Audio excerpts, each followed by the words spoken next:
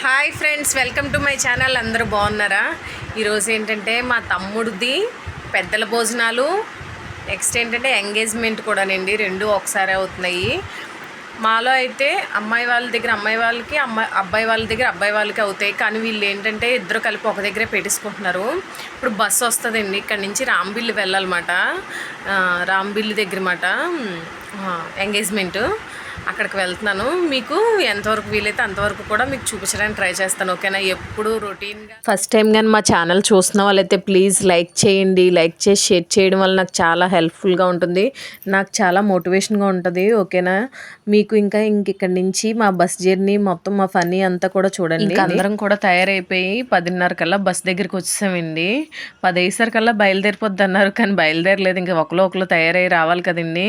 ఇది మొత్తం అమ్మ వాళ్ళ ఫ్యామిలీ అండి, మొత్తం వాళ్ళ రెడ్డోలు మొత్తం ఫ్యామిలీ అన్నమాట. వాళ్ళ ఫ్యామిలీ ఇది ఫంక్షన్. ఇది పెద్దల భోజనాలు, నెక్స్ట్ ఎంగేజ్మెంట్ ఉండండి మా తమ్ముడిది, మా పెద్దనాన్నగారు వాళ్ళ అబ్బాయిది.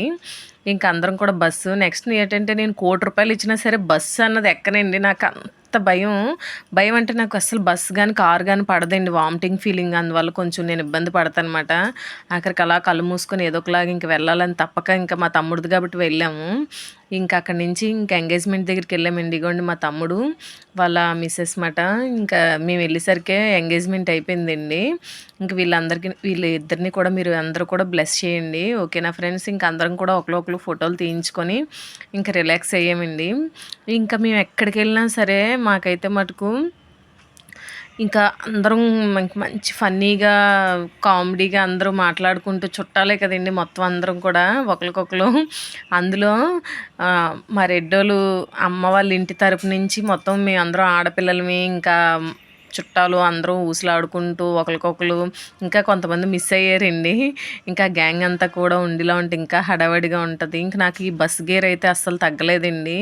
నా మొహం చూసారు ఎలా అయిపోయిందో. అలా కళ్ళు మూసుకొనే బిగబెట్టుకొనే కూర్చున్నానండి. నేను బస్సులో కానీ కారులో కానీ ఎక్కడికి వెళ్ళినా ఎప్పుడెప్పుడు దిగిపోతామా అన్నట్టు చూస్తానండి. అంత నాకు అస్సలు పడదు. ఇంకా పెద్దల భోజనాలు అంటే ముఖ్యంగా భోజనాలు కదండి, మీకు అందరికీ చూపిద్దాం అనుకున్నాం. కానీ అప్పటికే ఇంకా కొంచెం క్లైమేట్ అయితే మారిపోయింది. ఇంకంతా హడావడిగా అయిపోయిందండి. ముందు పెద్దల భోజనాలకు మాకు పప్పు, బెల్లం, బూర్లు, గారెలు, స్వీట్లతోనే ఇంకా కవర్లు నిండిపోతాయండి. ఇంక ఇదంతా కూడా కవర్లో వేసేసాక ఇంకా స్వీట్సే మాకు ఒక 10-15 రకాలు పెడతారండి. ఇంకా అది అయ్యాక బిర్యానీ, మా పులిహోర, మన వంకాయ కూర, పన్నీర్ కూరనండి, ఇంకా క్యాబేజీ ఫ్రై, అరటికాయ బజ్జీ, ఇంక మొత్తం మీల్స్ అయితే చాలా బాగా సెట్ అయ్యాయండి. ఎవరైనా సరే అంత కష్టపడి భోజనాలు పెట్టుకునేటప్పుడు వంట మాస్టర్ కానీ ఏమాత్రం దెబ్బేసినా చాలా ఫీల్ అవుతారు కదండి.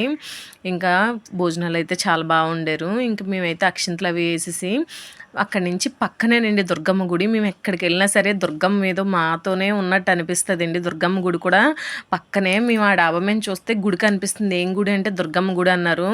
ఇంకా భోజనం చేయగానే మేము అందరం కూడా అక్కడి నుంచి అక్కడికి అలా 1 కిలోమీటర్ ఉందండి నడుచుకొని వెళ్ళి దుర్గమ్మ గుడి దగ్గర అయితే మటుకు చక్కగా దండం పెట్టుకున్నామండి. ఇంకా మాకు అక్కడి నుంచి అక్కడికి చాలా దగ్గర. ఇంకా అలా కొంచెంసేపు తిన్నది కూడా అరిగినట్టు ఉంటుందని అలాగ మేము అందరం కూడా ఊసులాడుకొని మొత్తం అందరం కూడా వస్తానన్న వాళ్ళందరూ కూడా అలా గుడి దగ్గరికి వెళ్ళామండి. అందరం కూడా బాగా దర్శనాలు చేసుకున్నాము. ఇగోండి దుర్గమ్మ వారు చాలా బాగా అనిపించింది అసలు అమ్మవారిని చూసి.